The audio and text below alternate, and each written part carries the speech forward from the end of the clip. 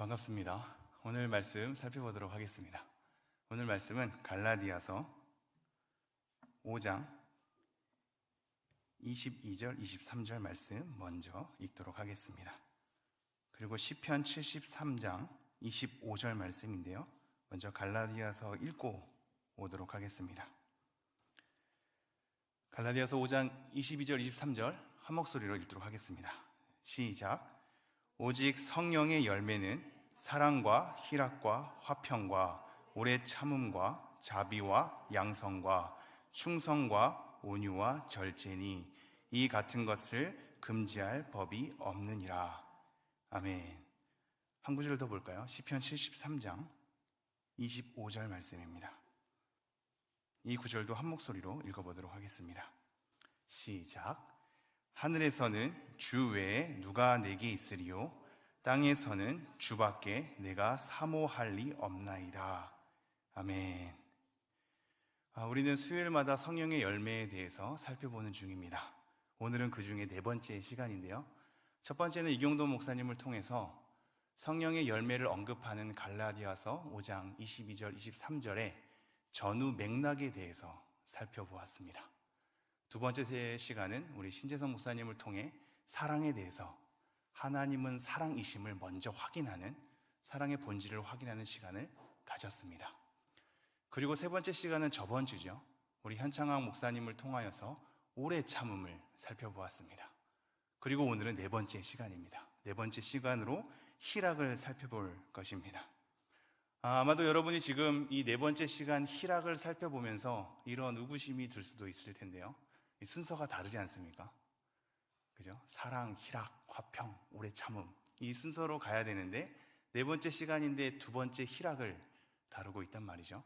물론 이 구절이 순서대로만 꼭 살펴봐야 되는 것은 아닐 뿐더러 오래 참음은 특별히 현창학 목사님께서 다루는 것이 더 낫겠다는 또 판단이 있었기 때문입니다. 우리 젊은 교육자들이 오래 참아봤자 뭘 얼마나 오래 참을까요? 그죠? 아마 신앙의 경륜은 무시 못하겠지요. 젊어서 굉장히 멋지게 외칠 수는 있지만 그것을 삶에서 지켜내기란 힘들잖아요. 지금 대부분의 집사님, 권사님들은 자리를 지켜온 것이고 우리는 젊었을 때 외치지만 그 외침대로 지켜갈 것인지는 확인해야 하는 것이고, 그죠? 우리가 얼마나 오래 참을 수 있을까요? 맨날 설교 길게 하는데 여러분도 오래 참아주시지 않습니까? 네, 언제까지 오래 참으실지 모르겠지만 아무튼 오래 참음은 현창학 목사님께서 다뤄주셨고요. 우리가 그 전에 화평 또한 있는데 화평은 왜 다루지 않았냐면요, 예전에 저희 부교육자들이 화평에 대한 주제로 한 달 동안 다룬 적이 있었기 때문입니다. 그래서 그 부분을 다시 한번 참고하셔도 될 부분이기에 화평은 이 성령의 열매 가운데 굳이 다루지 않는 것으로 넘어가겠고요. 그래서 오늘은 희락을 살펴볼 것입니다. 특별히 희락을 살펴볼 때 제가 중요하다고 판단이 되어서, 왜냐하면 이 흐름을 놓치면 성령에 대한 열매를 하나씩 살펴볼 때 그것을 따라오기가 또한 적용하기가 쉽지 않아서 오늘은 성령의 열매에 대한 원리를 다시 한번 살펴볼 것입니다. 그래서 성령의 열매에 대해서 우리가 어떻게 이것을 읽고 받아들이며 적용할 것인가에 대한 그 원리를 먼저 이해하고 난 다음에 오늘 다뤄야 될 희락에 대한 내용을 한번 살펴보면서 희락을 촉구하도록 하겠습니다. 희락을 어떻게 한다고요? 촉구하겠습니다. 이 희락에 대해서 한번 잘 따라와 주셨으면 좋겠습니다. 자, 그러면 성령의 열매에 대한 오해를 바로 잡으면서 원리를 이해해야 하거든요. 우리가 성령의 열매에 대한 여러 오해가 있기 때문에 이것을 이해하는 데도 어려움이 있고 이것을 적용하는 데도 어려움이 있기 때문입니다. 그래서 오해를 바로잡는 동시에 원리를 이해하는 것으로 한번 나아가 보도록 하겠습니다. 먼저는 성령의 열매는 우리의 노력만으로 되는 것이 아니라는 사실입니다. 성령의 열매는 우리의 노력만으로 되는 것이 아닙니다. 이것을 명심해야 하는데요, 이것을 놓칠 때가 많기 때문이죠.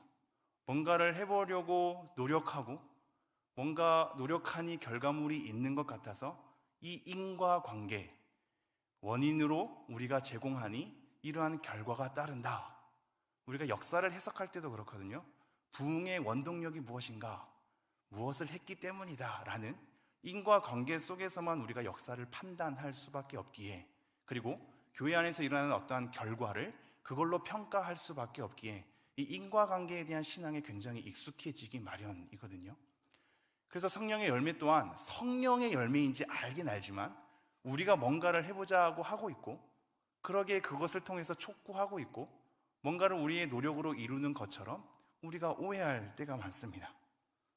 그러나 이것은 전혀 오늘 본 갈라디아서의 전체 맥락과 전혀 맞지 않는 부분입니다.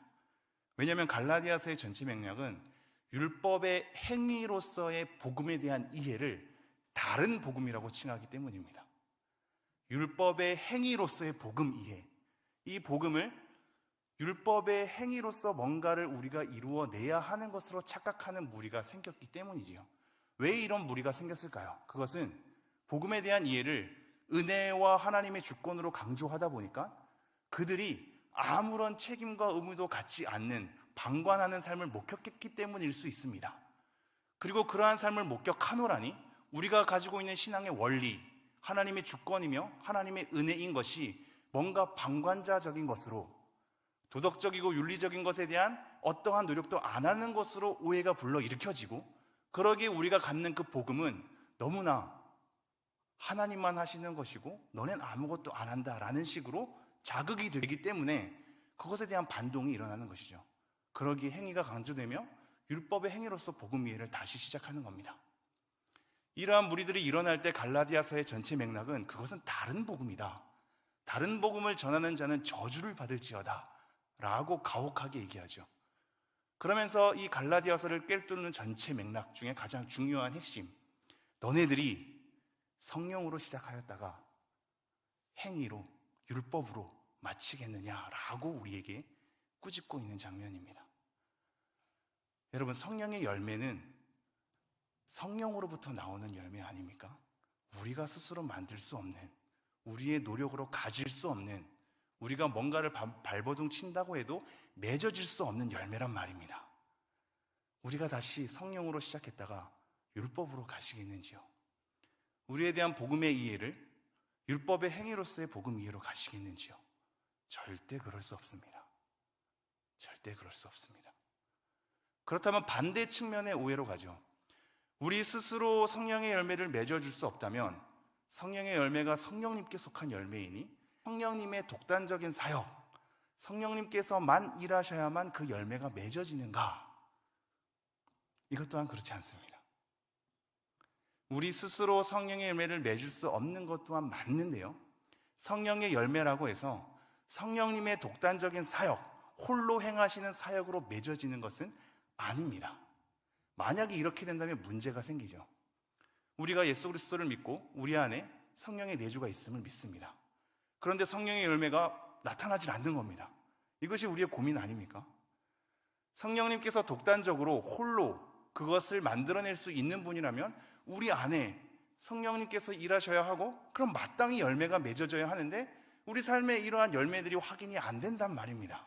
그렇다면 우리는 이런 의문으로 거슬러 올라가게 되죠. 나는 성령이 없는 자인가? 그죠? 나는 성령이 없는 자 아닌가?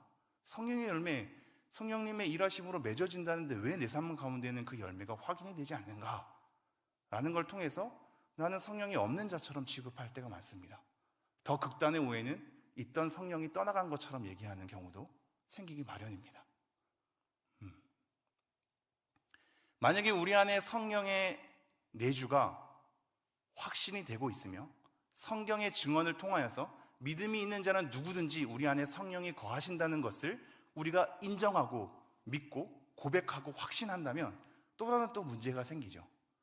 그렇다면 왜 성령님께서 내 삶 가운데 열매를 맺어주지 않는가를 우리가 답할 수가 없게 됩니다. 그 모든 성령의 열매가 성령님의 독단적인 사역으로 맺어지는 열매라면 말이죠. 내 안에 성령님이 계시고 성령님이 스스로 일하셔야지, 홀로 일하셔야지 맺어지는 열매라면 내가 분명히 확신하는데 왜 이 열매는 맺지 않는가에 대한 부분을 우리가 답할 수 없게 되는 겁니다. 그것은 성령님의 마음입니다 라는 것으로 우리의 신앙이 간단하게 끝나지 않는 것이죠. 오늘 우리가 이 말씀을 보면서 이 부분을 잘 정리를 해야 하거든요.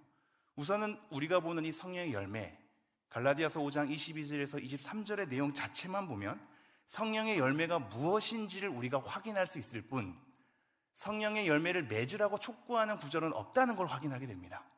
그렇지 않습니까? 오직 성령의 열매는 사랑과 희락과 화평과 오래 참음과 자비와 양성과 충성과 온유와 절제니, 이것을 확인할 수 있을 뿐 이런 열매를 맺으라고 직접적으로 촉구하고 있지는 않죠.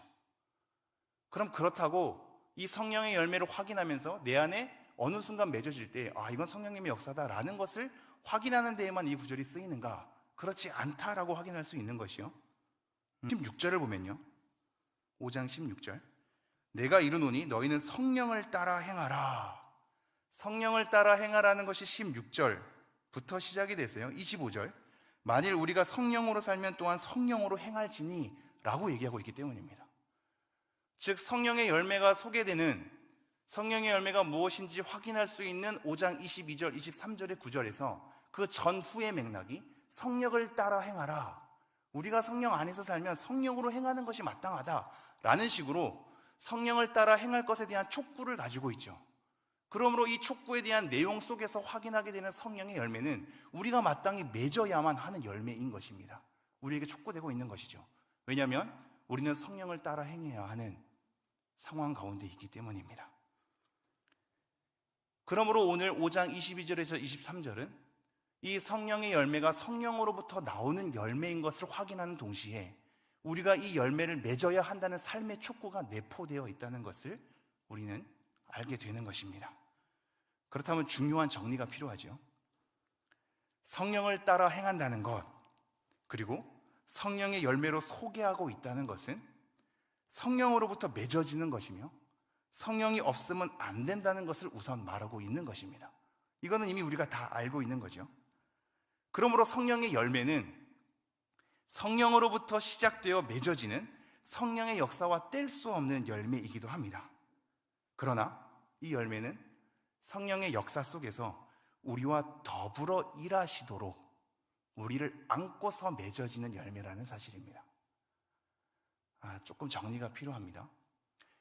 성령님의 독단적인 홀로 사역으로 맺어지는 열매도 아니고 우리 스스로의 능력으로 맺어지는 열매도 아닌 것이, 성령의 열매는 성령으로부터 맺어지는 열매나 우리를 하나님의 사역 속에 일하도록 관계를 맺으시면서 맺어가는 열매이기 때문입니다. 이것이 하나님의 방식입니다. 이것이 하나님의 방식입니다. 그리고 성령님의 역사하심의 방식입니다. 왜 그러하죠? 우리를 목적하고 있기 때문입니다. 우리를 목적하고 있기 때문입니다. 이게 신앙에 있어서 굉장히 중요한 내용인데요, 하나님은 우리를 써먹기 위해서 여러분을 구원의 백성으로 삼으시는 분이 아닙니다. 하나님이 뭐가 부족하길래, 그죠? 하나님이 우리가 필요해서 사명감을 줄까요? 그렇지 않습니다. 우리 아니고서도 충분히 이룰 수 있는 분이며 모든 백성이 필요 없고도 하나님 자체로 완전한 분입니다. 그런데 우리를 부르시거든요. 그리고 어떠한 일을 맡겨주시거든요.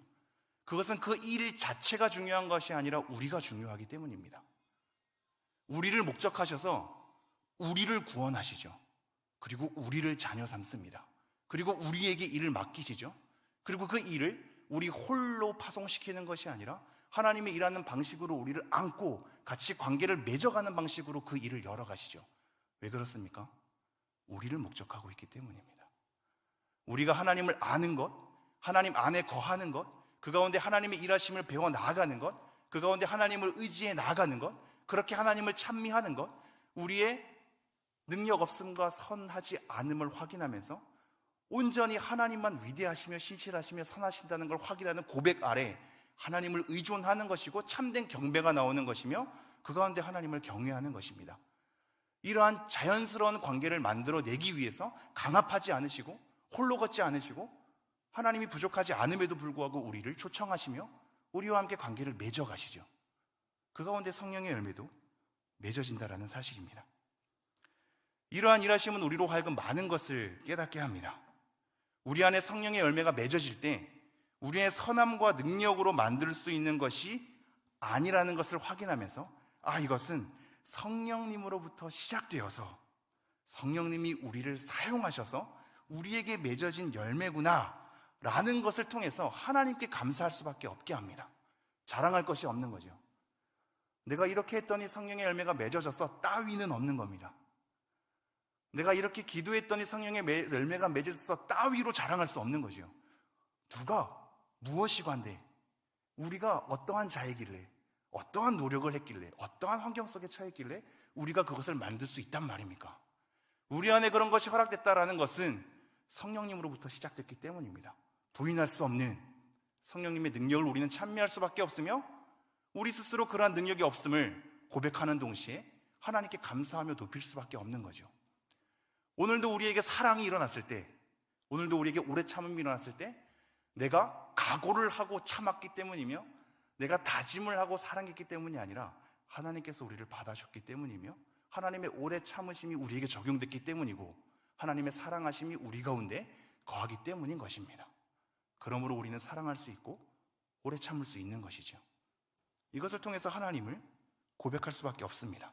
반대로 우리 안에 성령의 열매가 확인이 안 될 때, 그 확인이 안 될 때는 우리 죄로 인한 악함으로 가득해서 그것이 성령님의 무능력함이 아니라 성령님의 일하시지 않기 때문이 아니라 우리가 게으르고 우리가 부족하고 우리가 옳지 않고 우리가 무능력하기 때문에 성령의 열매가 맺어지지 않다는 것을 깨닫게 되죠. 왜냐하면 성령의 열매는 성령님의 독단적인 사역이 아니기 때문입니다. 우리와 더불어서 맺어가는 것이라면 아까 첫 번째 성령님께 감사할 수밖에 없고 그게 안 맺어지면 우리의 부족함과 게으름과 옳지 않음과 무능력 때문이다라는 것을 인정하게 되죠. 그러므로 맺어지면 하나님께 감사요, 맺지 않게 되면 우리의 부족과 우리의 무능력임을 하나님께 엎드릴 수밖에 없게 합니다. 이 정리 자체가 우리를 그러한 삶으로 인도한다는 겁니다.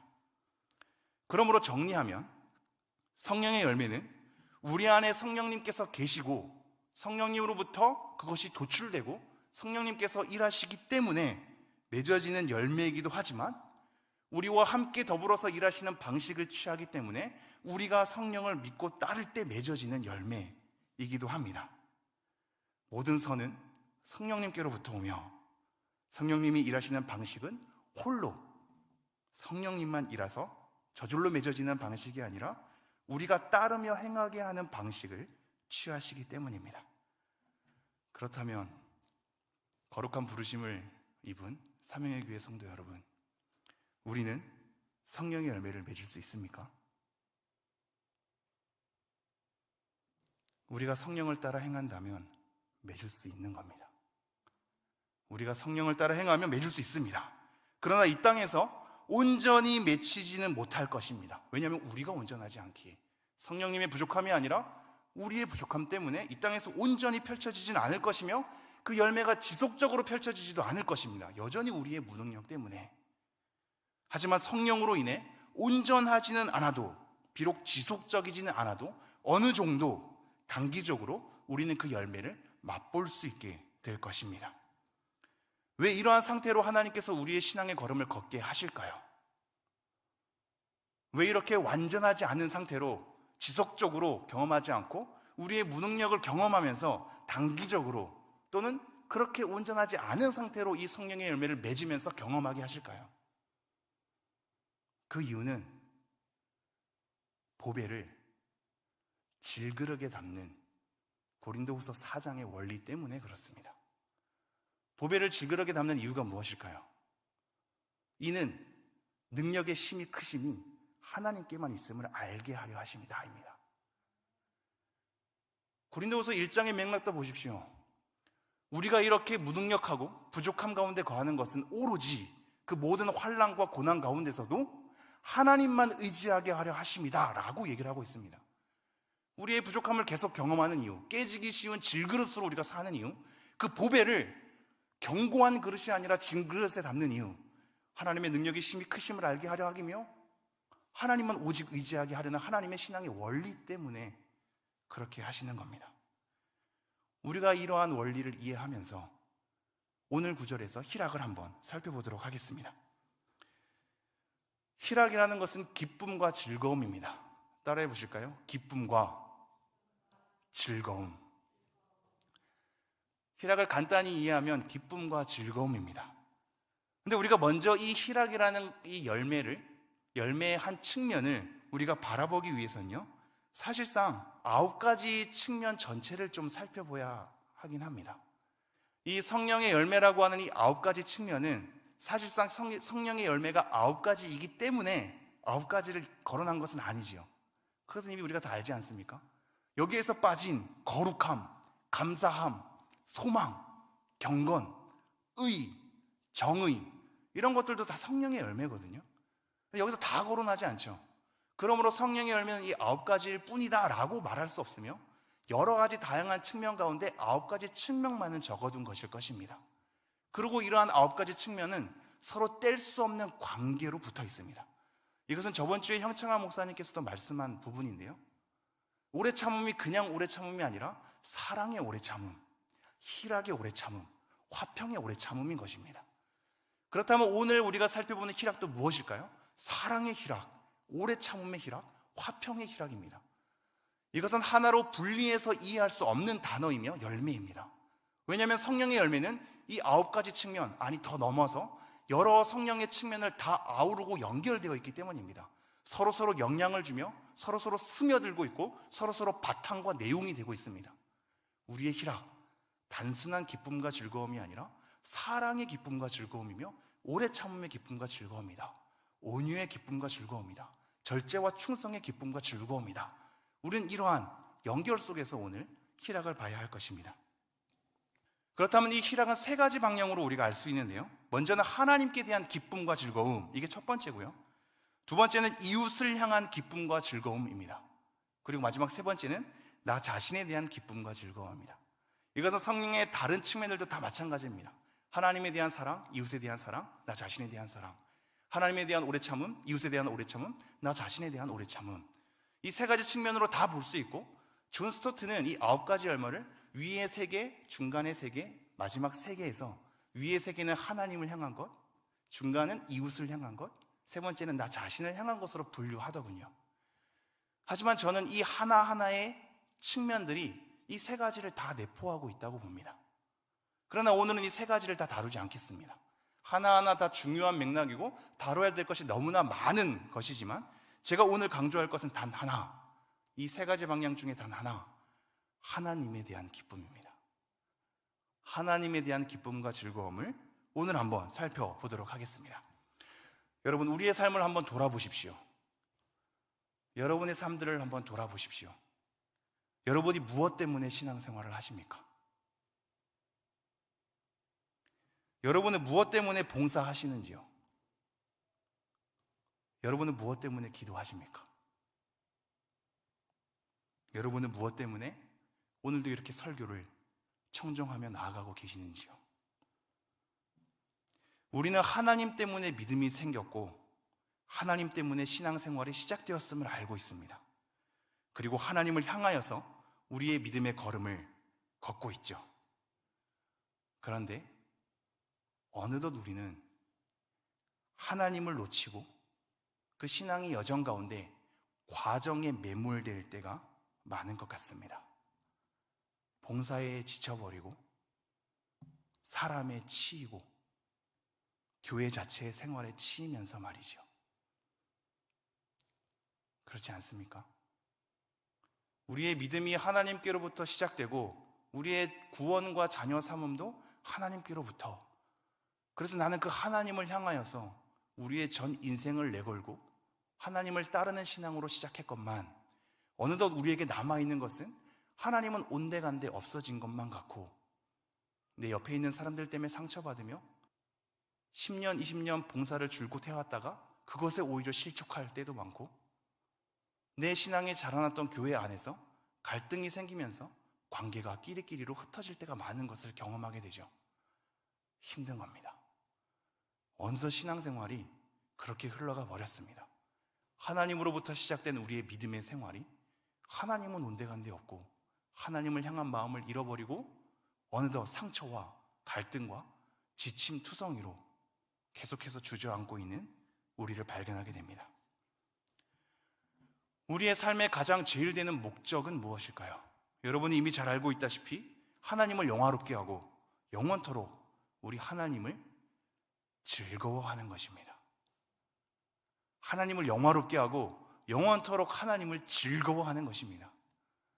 여러분의 봉사와 여러분의 기도와 여러분의 말씀을 읽어냄이, 교회 생활함이, 믿음의 걸음을 걸음이, 그 모든 것에 대한 방향과 목적과 우리가 향해 있는 주목해야 하는 걸음들은 하나님을 영화롭게 하는 것입니다. 하나님을 영화롭게 하는 것.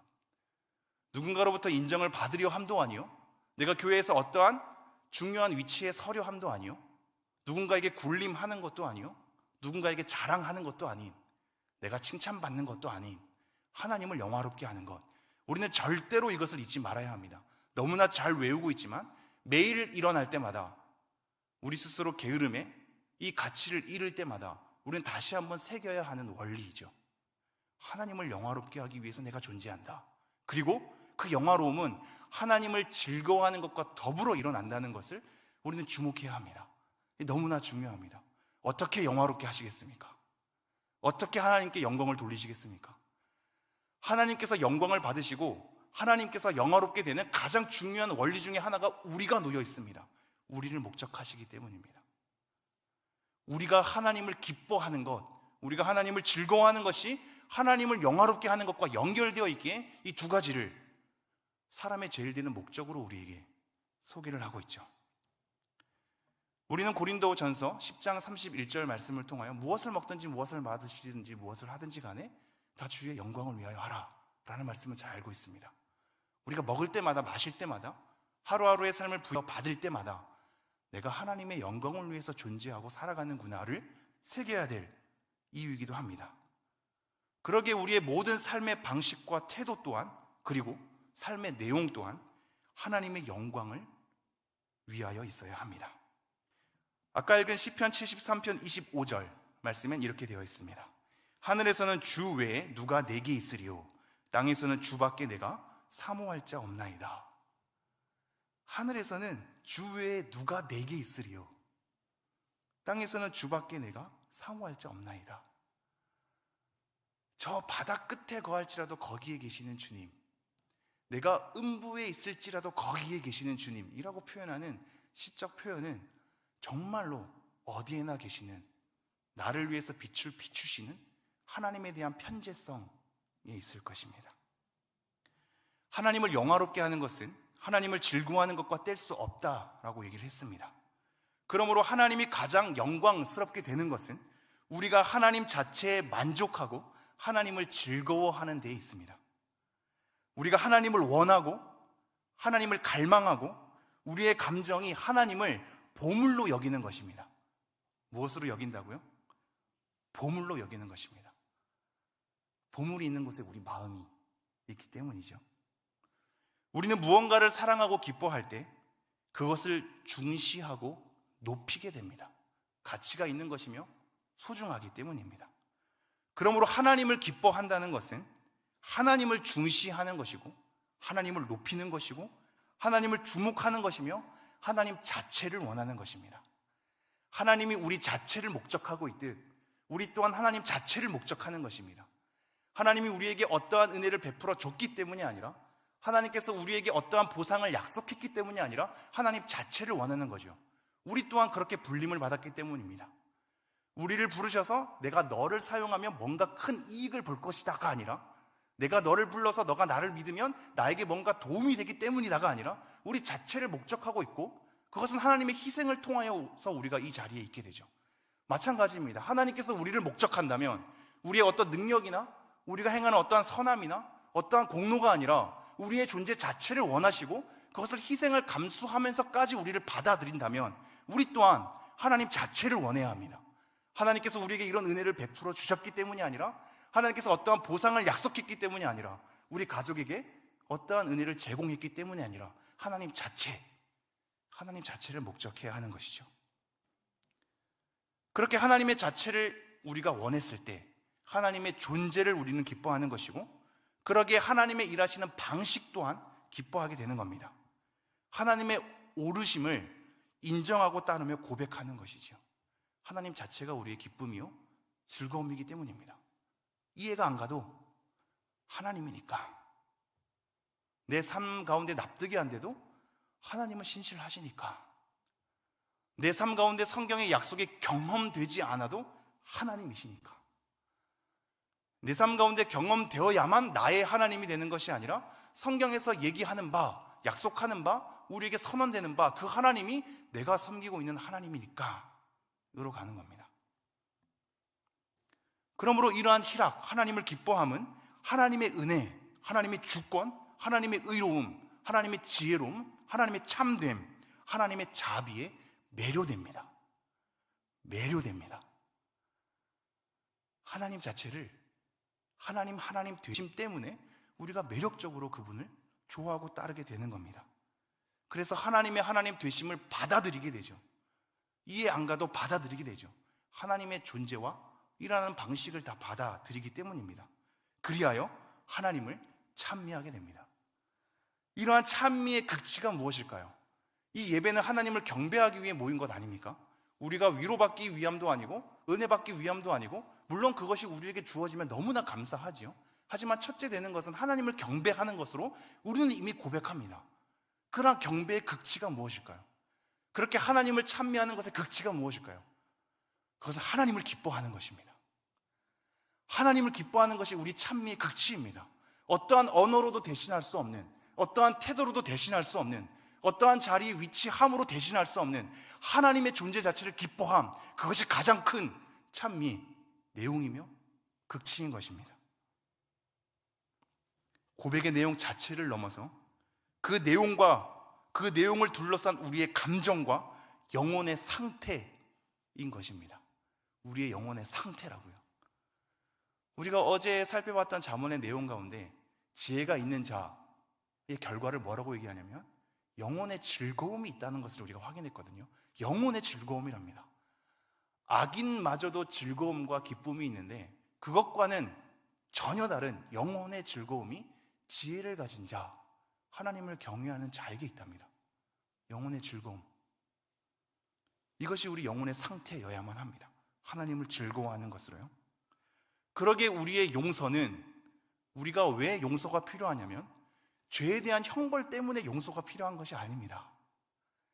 내가 죄를 지어서 내가 뭔가 벌 받는 것이 두려워서 그러한 공포감 때문에 빨리 용서받음이 필요한 것이 아닙니다. 하나님 때문에 용서가 필요한 겁니다. 우리의 구원 또한 지옥으로 가는 형벌 때문에 구원이 필요한 것이 아닙니다. 하나님과의 영원한 관계 때문에 필요한 것입니다. 여러분, 이것에 대한 차이가 굉장히 다르다는 것을 염두에 두어야 합니다. 지옥의 형벌을 피하는 것 너무나 중요하죠. 그것의 복음이 그들에게 접근하는 첫 걸음은 될 수 있습니다. 왜냐하면 그들은 전혀 하나님을 모르니까요. 하나님에 대한 사랑도 모르니까요. 그러니까 지옥을 가고 싶지 않은 공포와 두려움 가운데 하나님께 접근하는 것은 지극히 정상적인 것일 수 있습니다. 그러나 거기에 머물면 안 되죠. 우리가 하나님을 사랑하는 것, 사모하는 것, 하나님을 믿는 것, 그 믿음으로 말미암아 구원을 받는 것은 지옥의 형벌을 피하기 때문이 아니라 하나님과 관계를 맺어서 하나님께 대하여 살아있는 자로 하나님을 경외하며 하나님을 즐거워하며 하나님을 영화롭게 하는 데에 있기 때문입니다. 지옥의 형벌을 피하는 것이 전부라면 우린 이미 다 이루었죠. 그럼 아무것도 안 해도 되죠. 그렇지 않지 않습니까? 하나님께 대하여 살아있는 자, 하나님과 관계를 맺는 것으로 우리가 나아가고 있기 때문입니다. 그러므로 복음의 궁극적인 목표도 교회로 인도하는 것쯤으로 끝나서는 안 됩니다.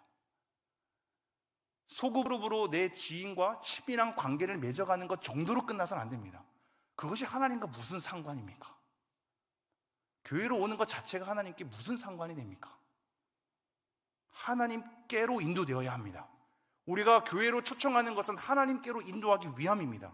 우리가 그들과 친밀한 관계를 맺는 것은 내가 사랑이 많고 용서함이 많고 관대하고 너랑 나랑 친밀해지고 나는 그만큼 많이 인내하고 있고 그러기에 너를 사랑할 수 있는 넓음이 있고를 자랑하려 하는 것이 아니라 하나님께로 인도하는 것에 있죠. 그렇게 관계로 끼리끼리 묶어서 무엇을 희망한단 말입니까? 하나님께로 인도해야 되는 겁니다.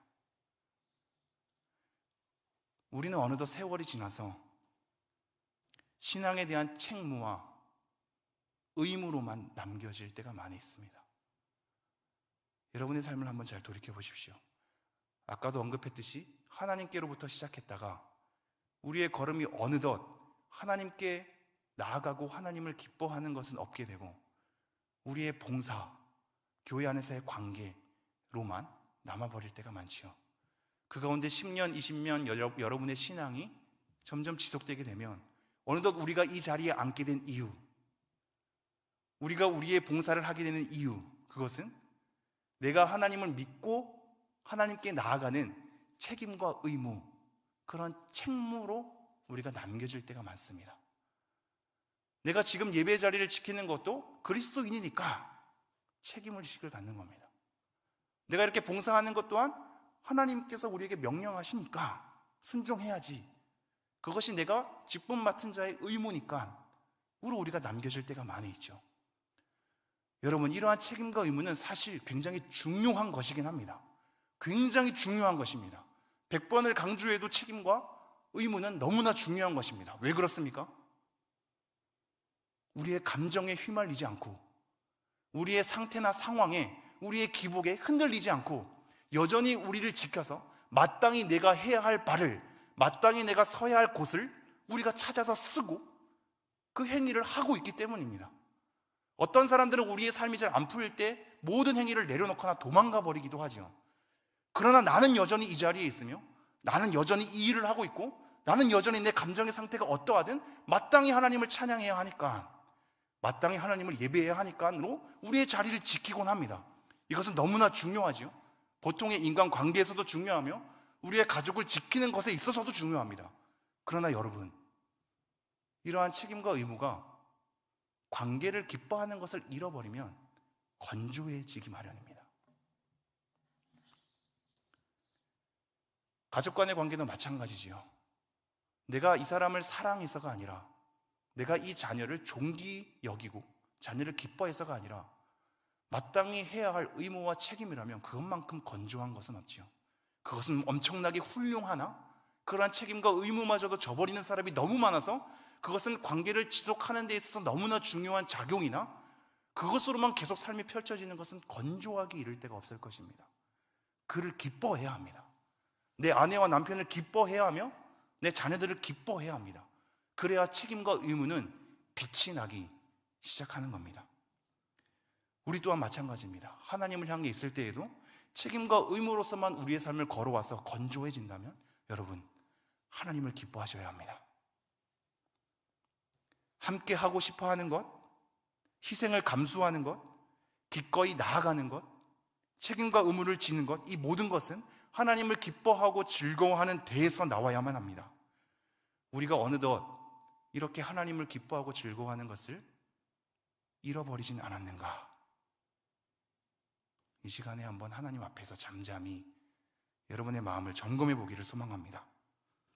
하나님을 기뻐한다는 것은 어떤 존재로도 하나님을 대신할 수 없다는 것을 말합니다. 주밖에 내가 사모할 자가 없나이다. 우리 시편 63편 볼까요? 시편 63편. 제가 1절부터 4절 말씀을 봉독해 드리겠습니다. 시편 63편 1절에서 4절. 하나님이여, 주는 나의 하나님이시라. 내가 간절히 주를 찾되 물이 없어 마르고 황폐한 땅에서 내 영혼이 주를 갈망하며 내 육체가 주를 앙모하나이다. 내가 주의 권능과 영광을 보기 위하여 이와 같이 성소에서 주를 바라보았나이다. 주의 인자하심이 생명보다 나음으로 내 입술이 주를 찬양할 것이라. 이러므로 나의 평생에 주를 송축하며 주의 이름으로 말미암아 나의 손을 들리이다. 하나님의 인자하심이 나의 생명보다 낫답니다. 우리 또 하나의 말씀 볼까요? 시편 16편입니다. 시편 16편 8절에서 11절 말씀을 제가 읽어드리겠습니다. 8절에서 11절. 내가 여호와를 항상 내 앞에 모시며 그가 나의 오른쪽에 계심으로 내가 흔들리지 아니하리로다.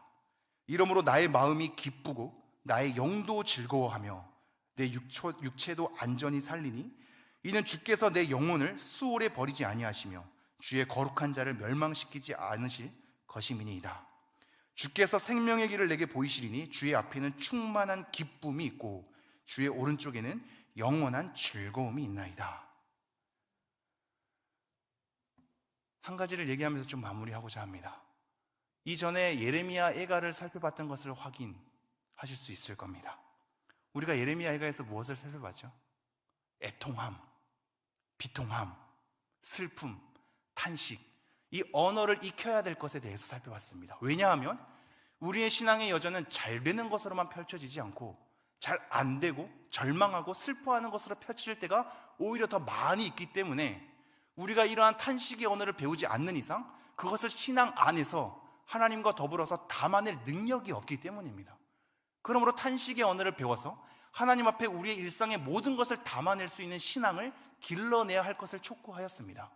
그리고 그러한 삶은 우는 자들로 더불어서 함께 울 수 있는 관계로 우리를 인도한다는 것을 우리는 확인하였습니다. 그렇게 슬픔을 얘기하더니 이제는 희락, 하나님을 기뻐하고 즐거움을 얘기하자니까 이것이 모순처럼 느껴지지 않습니까? 언제는 슬퍼하라고 얘기하더니 이제는 하나님을 기뻐하라고 얘기하니 뭔가 끝과 끝을 달리는 것 같이 모순되어 보입니다. 그러나 여러분, 잘 생각해 보십시오. 우리의 슬픔과 탄식은 하나님을 기뻐하는 관계 속에 담아지는 내용입니다. 슬픔과 탄식의 자리는 하나님을 기뻐하는 관계 속에서 만들어집니다. 왜냐하면 진정한 슬픔은 신뢰의 대상에서 솔직히 표현되는 법이기 때문에 그렇습니다. 신뢰하지 않는 사람에게는 우리의 슬픔을 정직하게 표현하지도 않죠. 내가 하나님께 내 슬픔의 언어를 익혀서 탄식하며 진정으로 나의 절망을 표현한다는 것은 그만큼 하나님을 신뢰하고 있기 때문인 것이며 그 신뢰는 하나님을 기뻐하는 것을 바탕하고 있기 때문입니다. 우리의 고난과 실패를 감수할 수 있는 것은 하나님의 크기 때문입니다. 그러한 하나님의 크기에 대한 신뢰와 감사, 기쁨 때문입니다. 이것이 우리가 무너지지 않는 이유입니다. 그리고 이것이 우리가 희락이 깊어져야 하는 이유이기도 합니다. 하나님에 대한 신뢰와 굳어짐은 하나님의 신실하심에 대한 기쁨과 감사로 만들어집니다. 그러기에 기쁨은 단순한 웃음, 활발함 정도가 아니라 하나님이라는 존재에 대한 신뢰를 바탕으로 하는 감사에 있습니다. 여러분, 하나님을 기뻐하십시오. 빌립보서 4장에 확인하듯 주 안에서 기뻐하십시오.